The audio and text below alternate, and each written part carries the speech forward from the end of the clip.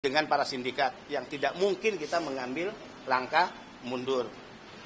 Terkait inisial T yang selama ini juga menjadi pertanyaan banyak pihak rekan-rekan media, karena pemberian klarifikasi sudah dilakukan tadi, maka silahkan nanti tanya ke penyidik, ya.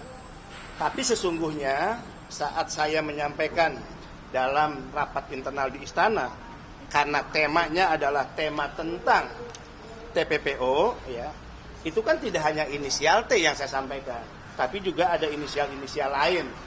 Misalnya terkait penempatan ilegal ke Singapura, ada inisial S_J, itu statusnya DPO hingga hari ini. Kemudian yang kedua inisial ARO atau AIM, yang ketiga inisial RS, statusnya juga DPO. Kemudian inisial S dan inisial MM. Jadi pembicaraan di hadapan Presiden, saya sebagai kepala badan, sebagai pembantu Presiden tentu harus menyampaikan baik hal-hal yang konteksnya, ya, bersifat paparan, bicara tentang angka dan data, bicara tentang modus operandi, ya, bicara tentang daerah-daerah rekrutmen, dan juga sektor pekerjaan.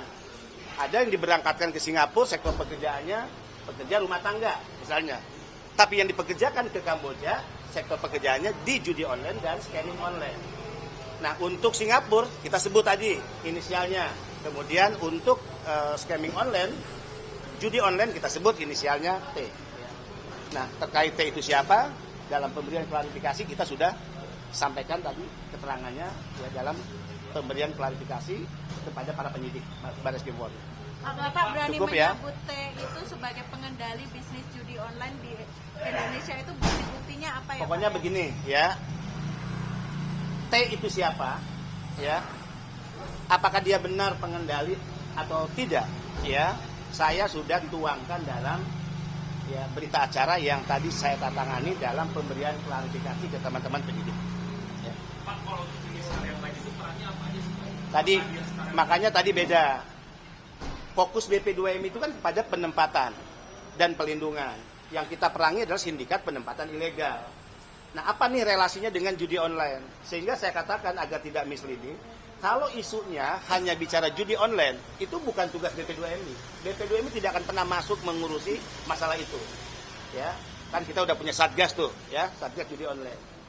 Tapi ketika bicara Kamboja, itu yang saya katakan spesifik, karena anak-anak bangsa yang ditempatkan di Kamboja, mereka dipekerjakan di bisnis judi online dan juga scamming online. Sehingga yang saya sampaikan dalam pertemuan internal di istana itu bersifat informatif. Dengan harapan informasi ini tentu ditindaklanjuti. Contoh ya, 5 yang saya sebutkan tadi, yang diduga sebagai bandar penempatan ilegal ke Singapura, itu tidak bekerja untuk judi online, bukan. Itu kan ditindaklanjuti oleh Pak Mahfud dalam bentuk Pak Mahfud mengirimkan surat agar nama-nama tersebut tentu menjadi, ya, dasar untuk dilakukan penyelidikan dan seterusnya, tentu oleh penegak hukum. Nah, harapan saya ketika saya menyampaikan informasi tentang inisial T, itu juga tentu yang menjadi harapan saya sebagai kepala BP2MI dan anak bangsa. Kenapa?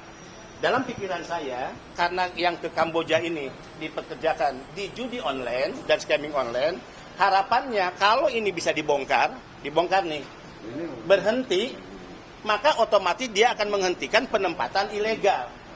Saudara-saudara tahu nggak berapa banyak anak-anak bangsa yang dikorbankan untuk mereka bekerja di Kamboja secara ilegal? Ini saya beri datanya, ya, supaya kita punya perspektif yang sama. Ya. Mohon maaf nih, ya. Sebentar.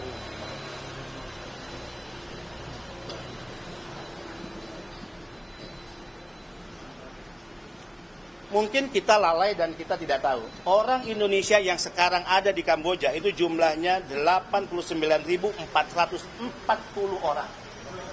Ya.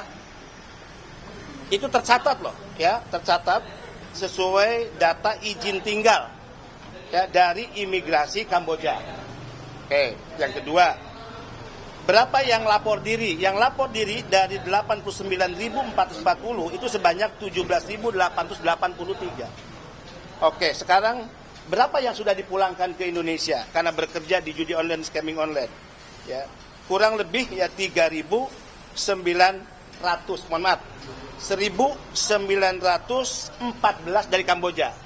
Itu di luar yang dipulangkan dari Filipina, judi online juga. Ya, kemudian dari Vietnam, Thailand, judi online juga. Nah, saya fokus Kamboja nih. Kamboja adalah 1.914. Ini anak-anak muda, anak-anak bangsa yang menjadi korban penempatan ilegal. Standing posisi saya, fokus dan concern BP2MI adalah perang melawan sindikat penempatan ilegal. Jadi jika judi online itu berdiri sendiri, maka tidak menjadi fokus dan tugas kami. Ya, itu bukan tugas BP2MI. Demikian ya. Terima kasih. Bapak kan disebutkan bahwa BP2MI kan perang terhadap Sindikat penempatan ilegal. dikasih tahu sejak dari dulu gitu Pak, sejak zaman Pak Mahfud maka sudah mengatakan. Nah, kenapa Pak inisial T ini sulit untuk ditangkap atau dibongkar sampai saat ini? Ya, saya tidak pada posisi dan kapasitas menjawab itu ya. Saya sudah memberi keterangan hampir 22 pertanyaan ya, dan saya sudah jawab, berita acara sudah saya tangani terkait inisial T ya. Maka saya minta dipersilakan untuk ya ditanyakan kepada penyidik dari Baris Krim Polri. Ya, ya begini, kalau orang yang katakan ya diduga atau apa belum ditangkap ya berarti kebal hukum dong. Kan sederhana kan? Apa? Itu menjadi tanggung jawab dari pihak kepolisian. Apa? Bapak udah ngasih nama lengkap TNI ke penyidik. Silakan tanya ke kepolisian. Latar belakangnya apa sih Pak? Dari usaha Sudah ya. atau Yang pasti ya saya konsisten menyebut ya inisial. Inisial itu siapa, latar belakangnya apa, maka saya sudah memberikan keterangan kepada kepolisian, penyidik, dan silakan ditanyakan kepada penyidik. Ya. Pak ada Bagaimana Pak dari BP2MI apakah tidak ada kewenangan itu Pak terkait Ya nggak ada lah. Tadi saya katakan, kalau isu judi online-nya bukan kewenangan kami. Kami tidak berurusan dengan itu. Bahkan ada beberapa media misleading-nya misalnya ketika saya menyebut judi online, seolah-olah judi online yang ada di Indonesia yang sedang ditangani oleh Satgas. Tidak, ya. Saya menyebut relasinya atau korelasinya dengan penempatan ilegal di Kamboja. Mereka dipekerjakan di judi online dan scamming online di Kamboja, ya. Oke, ya. ada bukti-bukti Pak yang diserahkan ke penyidik Pak. Tanya ke penyidik, Detail ya. buktinya Pak. Tanya ke penyidik. Makasih banyak.